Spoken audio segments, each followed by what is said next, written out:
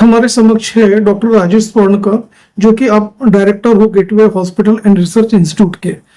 Sir, जैसे कि 7 मई को वर्ल्ड एस्थमा डे सेलिब्रेट करते हैं, तो आप ये बताइए किस तरह एस्थमा का प्रिवेंशन किया जाए और जन सामान्य लोगों तक कैसे एक्सेसिबल एस्थमा तक पहुंच सके, उसके ट्रीटमेंट तक। एज ए एस्थमा स्पेशलिस्ट आप क्या कहोगे? तो ये हर साल हम लोग एक्चुअली जो विश्व अस्थमा दिवस हम लोग मनाते हैं, और ये इसलिए बनाते हैं कि इसके अवेयरनेस अस्थमा का ट्रीटमेंट के जो बारे में बहुत सारे इसमें मिथ्स और मिस इन्फॉर्मेशन गैर समझ है।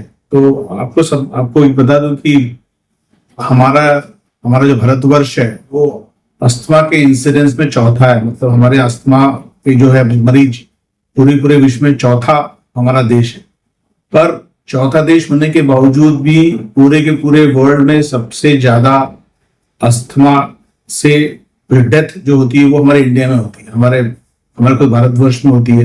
तो ये एक बहुत ही अलग एक ये है दृष्टिकोण कि हम लोग चौथे हैं, लेकिन हमारे यहाँ सबसे ज्यादा डेथ्स होती है। क्यों?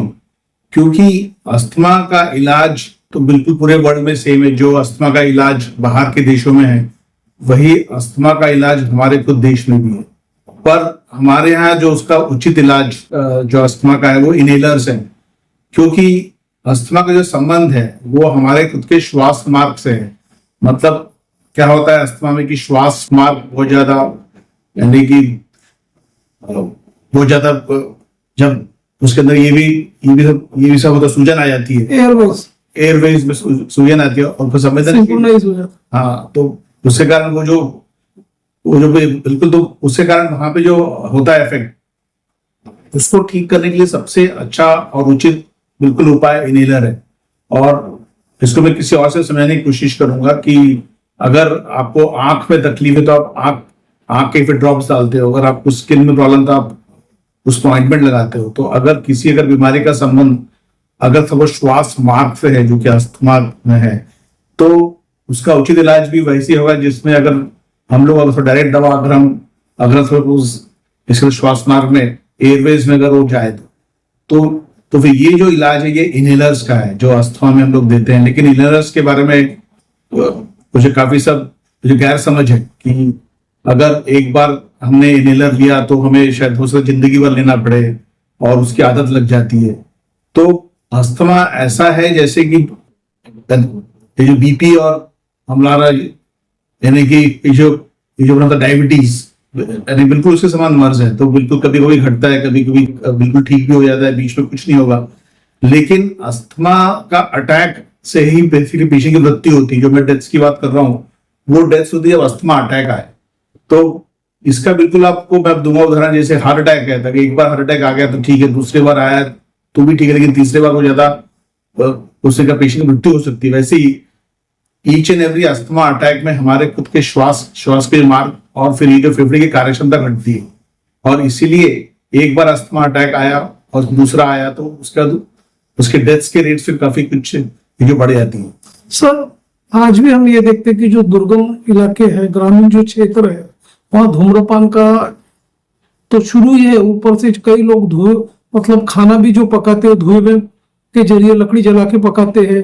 इवन पेंट है, पॉल्यूशन है, ये सारे अफेक्ट्स करते क्रोनिक दमा के लिए, एस्थमा। एक अवेयरनेस थी लोगों के बीच में। तो एज ए स्पेशलिस्ट, आप एस्थमा स्पेशलिस्ट, किस तरह से जन जागृति कार्यक्रम डॉक्टर्स के द्वारा चलाया जाता है? और आप ये बताइए किस तरह का नया एडवांसमेंट ट्रीटमेंट में आया हुआ है, उस बारे में बताइए। तो अस्थमा जो है वो तो बिल्कुल अमीर गरीब किसको देखता नहीं है, वो तो हर एक कोई भी उसको हो जा सकता है। और खासकर रूरल एरियाज में जो आपने कहा कि हमारे जो किचन होते हैं जहाँ पे हमारा सब भोजन तैयार होता है, वो आपने देखा होगा कि एक किसी कोने में रहता है और वहां पे ऐसे कुछ बहुत ज्यादा हवा का आवक जवक नहीं रहती है, वो वहां पे कुछ और वहां धुआं उठते रहता है और वहां पे जो बच्चे भी खेलते रहते हैं अपने से माँ वहां पे अपना यानी जो भोजन बनाते रहती है, तो उसका एक्सपोजर बहुत ज्यादा होता है। तो अवेयरनेस ये करना है कि आपका और खासकर गाँव में जो किचन है वहां पे हवादार हो। और हमें ये जो हम जो फॉसिल फ्यूल का यूज करते हैं, ये जो कोयला और फिर ये जो है उसका उपयोग करके जो आग जलाते हैं, उसकी हमें भी उसको हमें थोड़ा सा कम करना होगा। और एलपीजी गैस और ये जो बोल रहे हैं कि आज के चूल्हा, आजकल एक नया एक आया है चूल्हा जो कि गवर्नमेंट भी बोलती है और एलपीजी सब्सिडी दी है और एलपीजी चूल्हा आ गया है, तो हमें उसका उपयोग ज्यादा करना चाहिए। और ऊपर से दूसरा, अंदर हम लोग जो अगरबत्ती और वो जो बहुत ज्यादा अगर सपोज उसका भी धुआं होता है तो इंडोर भी जो पॉल्यूशन होता है, तो हमें लगता है कि पॉल्यूशन सिर्फ बाहर होता है, आउटडोर पॉल्यूशन होता है। और आउटडोर पॉल्यूशन के बारे में तो हमें सब मालूम है कि इंडिया में बहुत ज्यादा पॉल्यूशन है और हमारी 11 जो शायद वर्ल्ड की जो cities, most polluted cities in the world, वो हमारे देश में है। तो 11 देश, यानी कि जो 11 ये जो है सिटीज है उसमें, तो हमें एक्चुअली पॉल्यूशन के प्रति भी हमें काफी जागरूक रहना पड़ेगा। और जो है, और दूसरा है जो अगरबत्ती जलाते हैं या फिर ये जो मॉस्किटो कॉइल्स हम लोग जलाते हैं जब अगर मच्छर से बचने के लिए, तो हम लोग पूरे ये जो घर के दरवाजे बंद कर देते हैं और फिर वो कॉइल भी जलती है, तो उसका धुआं भी बहुत ज्यादा बिल्कुल अस्थमा लोगों के लिए और ऊपर से सभी के लिए, हमारे सबके जिनको अस्थमा नहीं है उनके लिए भी ये अच्छा नहीं है, उससे उनको तकलीफ हो सकती है। तो इसके सब बारे में अवेयरनेस हम लोग सब बढ़ा रहे हैं और हमें मुझे लगता है जागरूक करने की बहुत ज्यादा जरूरत है सब लोग। सर, जैसे कि आप एकदम टॉप मोस्ट अस्थमा स्पेशलिस्ट हो, तो हमारे दर्शकों को आप ये भी बताते चले कि जैसा इनिशियल जो प्राइमरी स्टेज में जब अस्थमा के पेशेंट जब आते हैं तो उसके लक्षण क्या होते हैं इनिशियल स्टेज में, और एडवांस स्टेज में किस तरह से ट्रीटमेंट होता है, उस बारे में बताइए। तो अस्थमा का जो निदान है वो होना चाहिए। तो उसके जो लक्षण है वो है कि आपको बार बार खांसी आएगी, खांसी में थोड़ी सांस में आवाज आती है, घरघराहट जो बोलते हैं इसको, तो आपको खांसते वक्त या फिर सांस जब लेते तब आपको भी घरघराहट आएगी। रात में आपको अचानक नींद से, क्योंकि सांस के कारण आपकी नींद भी खुल जाती है। और उसके बाद फिर आप जब अपने काम जो रोजमर्रा के काम करते हैं उसमें भी आपको सांस में तकलीफ होती है। तो पहले जो इनिशियल सिम्टम्स या पहले के जो सिम्टम्स है वो सिर्फ खांसी रहती है, या फिर कभी कभी आपने कुछ ऐसा कुछ काम किया एक्सर्शन वाला तो उसमें सांस में तकलीफ होती है। पर अगर इसका उचित इलाज नहीं किया इनहेलर से तो उसमें फिर प्रॉब्लम बढ़ते रहता है और ये मरीज कुछ नहीं काम कर पाते। ये अगर बाहर जाएंगे तो उनको वहां पर भी तकलीफ होगी, क्योंकि बाहर तो भी पॉल्यूशन है, तो उसकी भी तकलीफ हो जाती है और उन्हें सांस की फिर हर समय जब भी तकलीफ हो, और इन लोग फिर अपने वर्क प्लेस भी आ नहीं सकते, अपने काम पे नहीं जा सकते। और अगर छोटे बच्चे पीड़ित हैं तो वो अपने स्कूल को अटेंड नहीं कर सकते, तो उनका फिर ये सब काफी लॉस होता है, स्कूल पे उसका लॉस होता है और वर्क प्लेस पे लॉस होता है। तो ये सब चीजें अस्थमा के कारण होती हैं और अस्थमा आनुवांशिक होता है।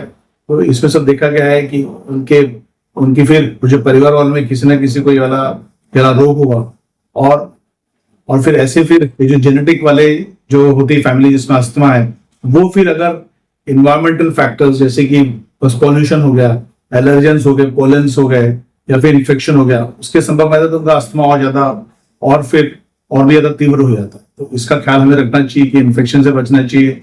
और पॉल्यूशन का बहुत प्रॉब्लम है, क्योंकि हमारे यहाँ पे हमारे शहर सब बढ़ रहे हैं और काफी कुछ बढ़ रहा है because of construction activities, construction इतना ज्यादा चल रहा है, तो उसके कारण। हमारे दर्शकों को आप ये भी बताइए, यदि वे गेटवे हॉस्पिटल में ट्रीटमेंट के लिए आते, किस तरह के आधुनिक मॉडर्न चिकित्सा सुविधा उपलब्ध है अस्थमा के बारे में, उस बारे में बताइए। तो यहाँ पे जो हमारा हॉस्पिटल गेटवे हॉस्पिटल, इसमें हमारा डिपार्टमेंट जो कि सिर्फ लंग्स की ही से बीमारियों से संबंधित है, ये बहुत ही काफी लोग आते हैं यहाँ पे और ऊपर 25 साल से यहाँ पे, और इसमें सभी कुछ जो भी अस्थमा के ट्रीटमेंट और डायग्नोसिस के लिए जितनी भी ये सब है, ये सब यहाँ पे सुविधाएं हैं और वर्ल्ड क्लास सुविधाएं। इनफैक्ट यहाँ पे कुछ डायग्नोसिस का, जैसे अस्थमा का ट्रीटमेंट की तीव्रता की वो जरूरत पड़ती है।